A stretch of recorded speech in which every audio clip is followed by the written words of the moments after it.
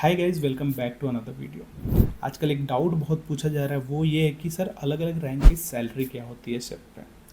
तो ये क्वेश्चन का जो आंसर है वो अलग अलग वेसल के लिए, अलग अलग पूल के लिए, अलग अलग ऑनर्स के ऊपर डिपेंड करता है कि वो सेम बल्क कैरियर पे आपको एक जगह कुछ और सैलरी मिल रहा है, दूसरे कंपनी में कुछ और मिल रहा है।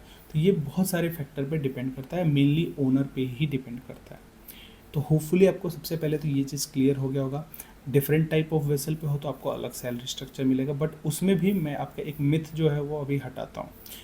मैं अपने वेसल के बारे में ही बताऊंगा क्योंकि मुझे अपने वेसल का पता है, मैं कहीं और का नहीं बता पाऊंगा, मुझे नहीं पता। इन जनरल सैलरी स्ट्रक्चर भी जो आपको बताई जाती है वो मोस्टली गलत ही होती है। तो बल्क कैरियर पे था मैं, तो वहाँ पे स्टार्टिंग रैंक है जो आपका डेक कैडेट, मैं डेक साइड का ही बात करूँगा।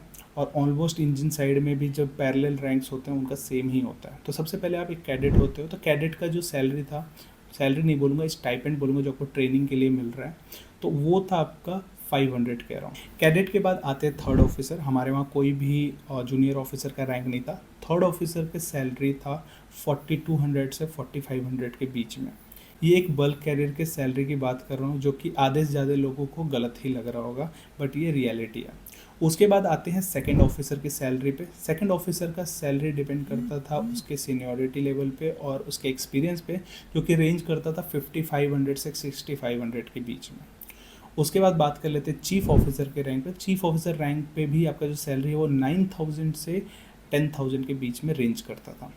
अब बात करते हैं कैप्टन ऑफ द शिप, जो कि मालिक है जहाज़ का। उसकी सैलरी रेंज करती थी 13000 से 16500 तक, डॉलर में। सारे सैलरी डॉलर में। तो आप एक काम करो, जितनी भी सैलरीज मैंने यहाँ पे डॉलर्स में बताई हैं उसको नीचे कमेंट में कन्वर्ट करके लिखो। सबसे पहले आप लिखोगे कैप्टन का, उसके बाद नीचे जाना धीरे धीरे chief officer, second officer, third officer and deck cadet का।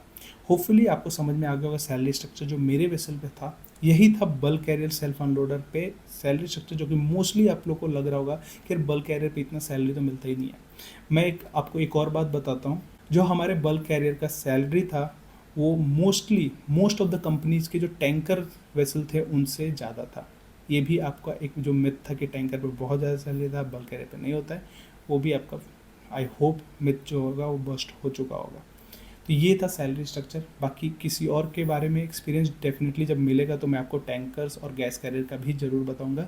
बट फिलहाल आज के दिन जो मैंने आपको बताया उसको कमेंट सेक्शन में रुपीज़ में बताओ कि क्या रेंज बनता है आपके एक एक रैंक के सैलरी का। होपफुली आपको वीडियो अच्छी लगी तो जस्ट लाइक, कोई भी doubt put in the comment section, मैं वहीं पे आपका डाउट क्लियर कर दूंगा। And thank you for watching this video.